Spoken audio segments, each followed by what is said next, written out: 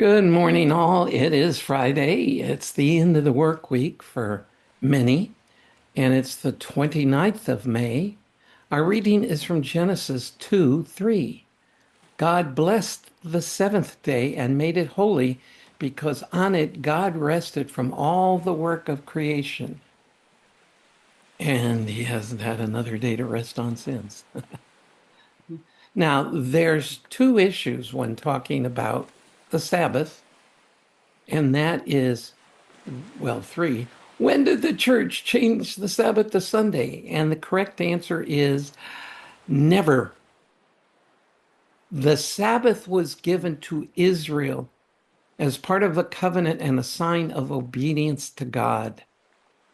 And it's because of their violation, not just of the Sabbath, but the Sabbatic year, which was the seventh year where land was supposed to rest.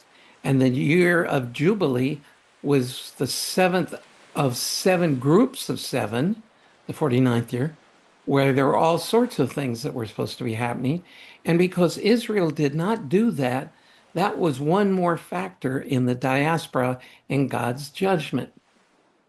So any that claim that Christians are required to worship on the Sabbath, and those who don't worship on the Sabbath, that's the mark of the Antichrist or whatever, are wrong because the Sabbath belongs to my people.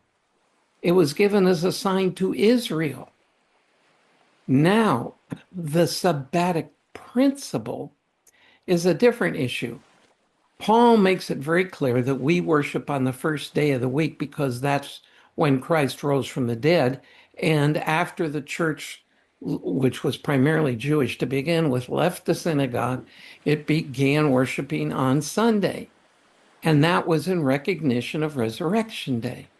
But Paul makes it also clear that it's not any special day that we can celebrate or worship on any day.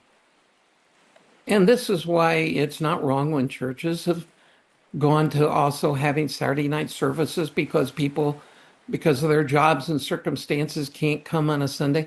That's okay. But the Sabbatic principle says we are supposed to take a day of rest, to focus on the Lord, to set it aside, whatever day that is. And in modern world, that can vary. That can be any day of the week, depending on your work schedule and a lot of other factors.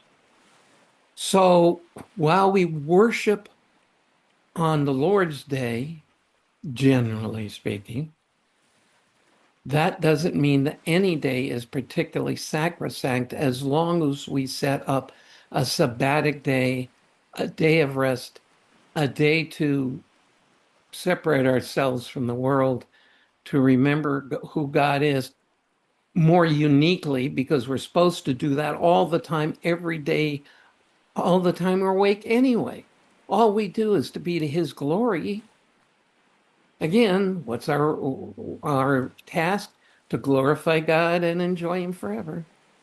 So understand the context, the history, and remember the Sabbath from Friday sundown to Saturday sundown was given specifically to Israel as part of a sign of the covenant, does not belong to Gentiles per se.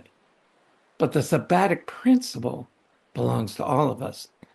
And so find a day to get away from the mundane, the routine, maybe get out into God's beauty, go hiking and praise God, go whatever. Just make sure it's a day to focus on the Lord and to get away from the mundanity of life. Keep the Sabbatic principle, but don't worry about what day that is. And so have a great day, and I'll see you again tomorrow.